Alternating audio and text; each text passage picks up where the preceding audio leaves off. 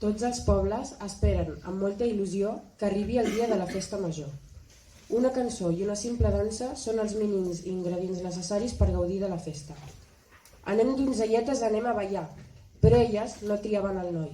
Aquesta prerrogativa només la tenien els nois.